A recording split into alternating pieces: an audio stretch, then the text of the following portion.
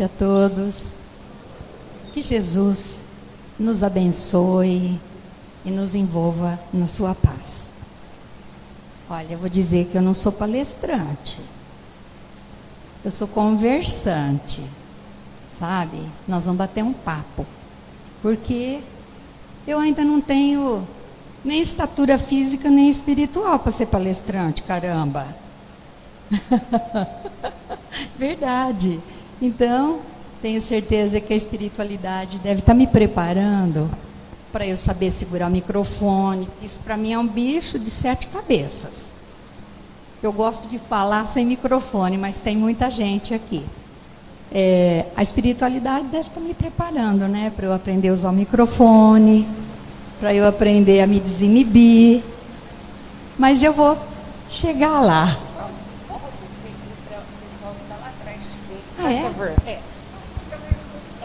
É que eu sou muito grande de tamanho, né? Por isso que precisa subir. Ai, obrigada, meu bem. Ai. Obrigada. Obrigada, meu bem. Obrigada. Eu trago então para reflexão nossa deste livro Páginas de Espiritismo Cristão, de Rodolfo Caligares, uma lição que é Pedro e as chaves do reino. Então, conta Rodolfo Caligares que quando Jesus partiu para o outro lado da vida, os apóstolos ficaram meio que sem chão. E o grupo dos 12 se dividiu em 2. Um grupo era chefiado por Tiago. Tiago defendia a ideia de que a Boa Nova deveria ser oferecida somente aos judeus. Eles julgavam que os judeus eram um povo escolhido de Deus. E Tiago também defendia a circuncisão, que nós entendemos que é aquela cirurgia que tira a pele do membro masculino, não é? Tiago defendia a circuncisão e defendia a abstinência de carnes de animais. Bem, esse era o primeiro grupo. O outro grupo era liderado por Paulo de Tarso. Paulo de Tarso defendia a ideia de que a Boa Nova tinha que ter um caráter universal. Todos tinham o direito do conhecimento das verdades espirituais. Todos, indistintamente. Paulo abolia todo e qualquer dogma, todo e qualquer preceito da lei mosaica, da lei civil de Moisés. Era assim que Paulo achava. Bem, qual desses 2 grupos estaria agindo de maior conformidade, de acordo com os desígnios de Deus? Pedro fazia parte do primeiro grupo, do grupo de Tiago. Bem, nós vamos saber, através de Atos dos Apóstolos, quem é que estava agindo de acordo com os desígnios divinos. Diz lá, em Atos dos Apóstolos 10 e 11, que havia em Cesareia um comandante romano por nome Cornélio. Cesareia era uma cidade habitada por militares. Por quê? Era um forte militar. Ali congregava os soldados que defendiam todas aquelas cidades costeiras do ataque, né, de possíveis ataques.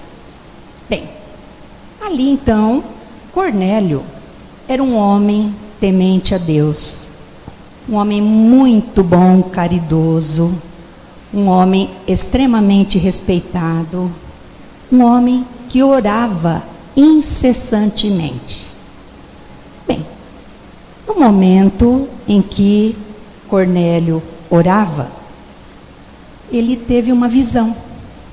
Apareceu para ele uma luz muito bonita, e em meio àquela luz ele viu um ancião, um velhinho, todo vestido de branco, com as vestes resplandecentes. Este ancião trazia uma recomendação para Cornélio. Cornélio, olha, vá até Pedro, que está na cidade de Jope. Jope era uma cidadezinha que ficava perto, 60 quilômetros mais ou menos de Cesareia. Vá até Jope buscar Pedro. É necessário que Pedro traga a salvação para a tua casa, para a tua família, para os teus amigos, para os teus parentes. Você vai encontrar Pedro junto à praia, na casa de Simão, um curtidor. Bem, Cornélio ficou abismado. Cornélio sabia que os judeus detestavam os gentios. E ele ficou abismado. Como? Mas, enfim, ele resolveu acatar a recomendação daquele ancião. Vejam o que faz de maravilhoso a espiritualidade. Quando tem que acontecer as coisas. Naquele mesmo momento, Pedro, lá em Jope, teve uma visão.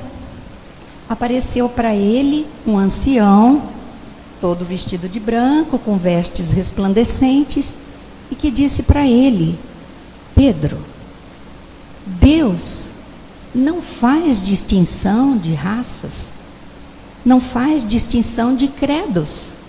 É necessário que você leve o evangelho do reino também aos gentios. Mas como nós sabemos da fidelidade de Pedro, né? Pedro se lembrou daquele fato que aconteceu no dia do batismo de Pentecostes. O que aconteceu no batismo de Pentecostes? Jesus já tinha desencarnado. Ora, estou abrindo um parênteses para explicar o que é o batismo de Pentecostes. Jesus já tinha desencarnado. Então, como o povo iria ficar órfão do socorro espiritual através da mediunidade? Como? O povo não podia ficar órfão. Então Jesus reabilitou a mediunidade que tinha sido proibida por Moisés, não é? E naquele dia então de Pentecostes, os apóstolos e muitos que se encontravam ali começaram a falar em línguas. Então houve como que uma explosão da mediunidade naquele momento. E todos, cada um ouviu a mensagem de acordo com a própria língua que falava. Bem, Cornélio, então, se preparou para atender a recomendação daquele ancião. Pegou, então, 3 soldados da sua milícia, porque ele era comandante de uma centúria de 100 soldados.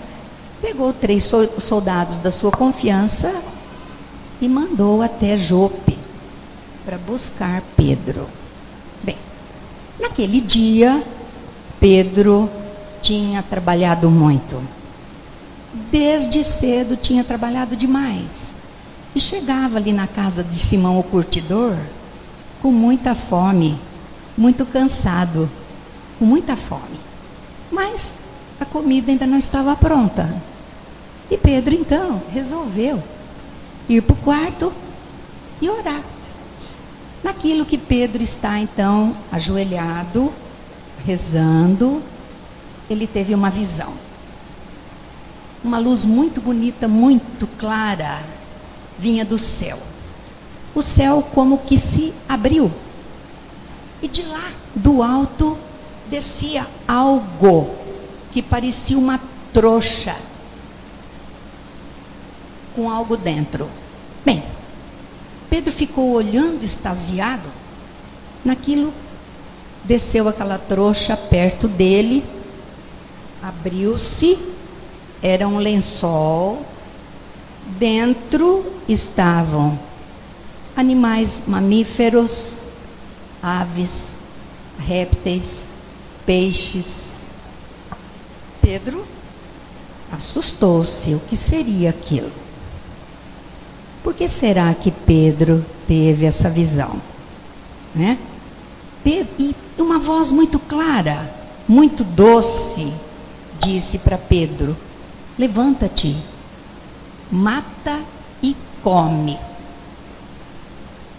E a voz repetiu isso 3 vezes. Levanta-te, ele estava ajoelhado. Mata e come.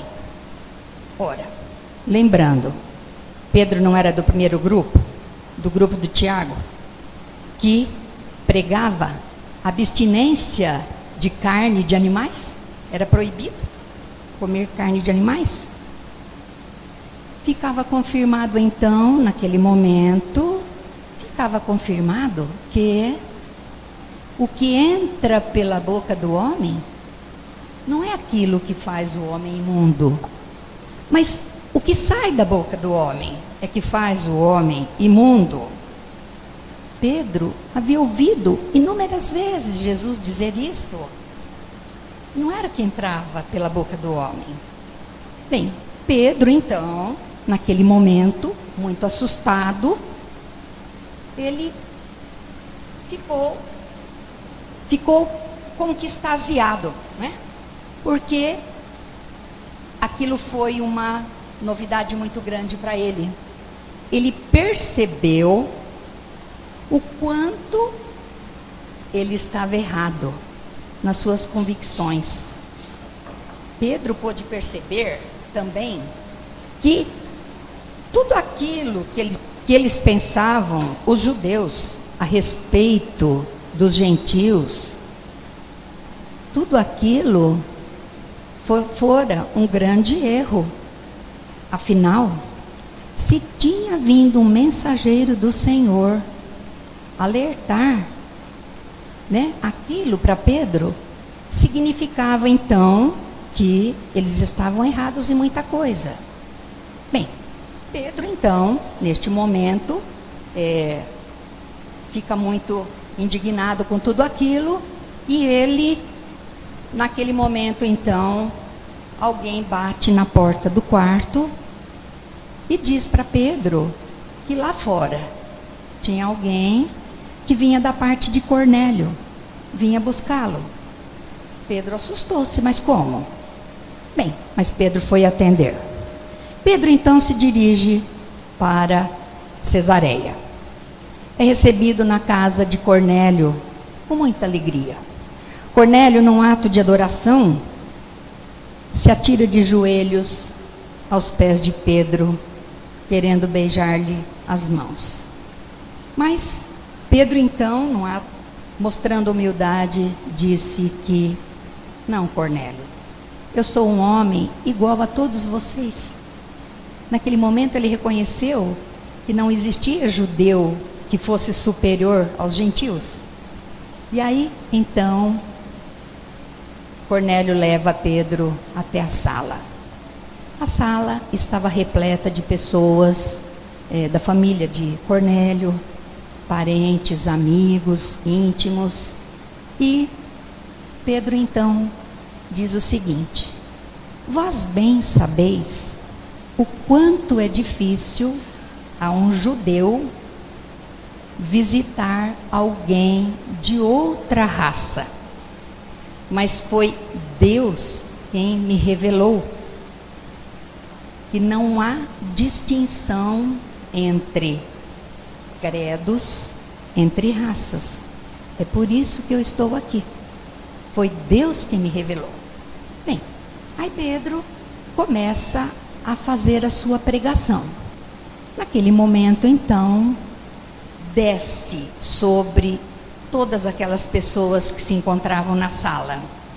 Desce o Espírito Santo, da mesma maneira que aconteceu no princípio, no dia do batismo de Pentecostes. Todos começaram a falar em línguas. E a mediunidade, então, que começou na Galileia, depois foi para a Judéia, agora chegava até Cesareia, através de um homem que era detestado pelos judeus, exatamente através de Cornélio. E nós percebemos agora a resposta da pergunta: quem é que estava agindo, né? Quem é que estava agindo de acordo com os desígnios de Deus? O grupo de Tiago, o primeiro grupo em que Pedro fazia parte, não é? Ou o segundo grupo, o grupo de Paulo de Tarso? Bem, então nós percebemos o erro de Pedro, de Tiago e dos demais. Aquilo aconteceu para que pudesse haver uma fusão dos dois grupos. Todos trabalhassem juntos pela difusão do Evangelho. E então, ali na casa de Cornélio, com aquela explosão da mediunidade, ficou estabelecido o Evangelho de Jesus, que precisava ser instalado em meio aos gentios, em meio aos pagãos. Bem, Deus não condena nenhuma raça, nenhum credo. Que religião teve Jesus? Qual foi o rótulo da religião de Jesus? A religião de Jesus é religião universal. É necessário que a gente tenha religiosidade dentro de si mesmo. As chaves do reino, que é o título dessa lição.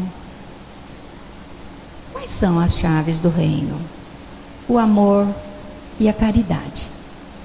Somente. O amor e a caridade.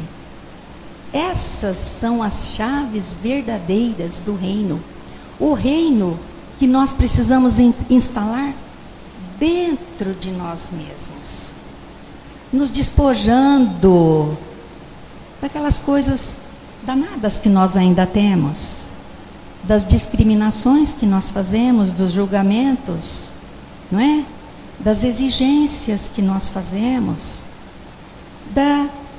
daquela mania que nós temos de não darmos oportunidades para o outro. Chega um trabalhador na casa, nós ficamos ainda esperando para determinar uma tarefa. Nós é quem precisamos ter as chaves do reino dentro de nós. Abrirmos o nosso coração, o nosso entendimento, para aceitarmos os diferentes, para compartilharmos com os diferentes tudo aquilo que nós já colhemos. Todos nós podemos ser semeadores. O semeador é aquele que vai e lança semente, sem imaginar se o terreno é pedregoso ou não, se ele vai ter uma colheita ou não. Ele simplesmente vai e lança semente, né? O semeador é aquele otimista que acredita que um dia essa sementinha vai inchar, vai soltar um brotinho, vai frutificar. Ora, se não fosse o trabalho de Paulo de Tarso no cristianismo, 1/3 do mundo é cristão, somente 1/3. E nós devemos a quem? Ao semeador Paulo de Tarso, ao apóstolo do Evangelho Paulo de Tarso, que foi destemido, foi em todos os rincões, maltratado, vilipendiado e posteriormente morto por conta de defender as ideias cristãs. Então, todos nós podemos ser semeadores. Eu sei que aqui eu me encontro no meio de muitos semeadores. Nós somos pequenos semeadores, os modernos semeadores. Estamos aprendendo, né? No terreno de Jesus, a semear um pouquinho daquilo que nós já temos. Ouvindo um irmão em necessidade, abraçando aquele outro que precisa de um abraço, acolhendo, enfim. Todos nós já estamos lançando uma sementinha. Nós esperamos em Deus que essa semente, que a nossa semente possa se robustecer cada vez mais, para que a gente possa um dia chegar a ser um verdadeiro semeador, como Jesus espera de todos nós. Porque Jesus não espera muita coisa, não. Ele só quer boa vontade da gente e amor. Boa vontade e amor. O mundo está cheio de pessoas que estão preocupadas só com o materialismo, aquisição das coisas para si mesmo. Estão muito aferrados ao egoísmo. Nós precisamos, como semeadores modernos, de dedicarmos um pouco das nossas mãos, do nosso tempo, da nossa boa vontade, daquilo que nós já sabemos. Porque nós conhecemos a árvore boa pelos frutos que ela dá. E a hora que a gente partir para o outro lado, que bom, se a gente pudesse ser lembrado como um semeador, um pequeno semeador que lançou pouquinhas sementes, mas que aquelas pouquinhas sementes frutificaram. Muita paz a todos. Que Jesus nos abençoe.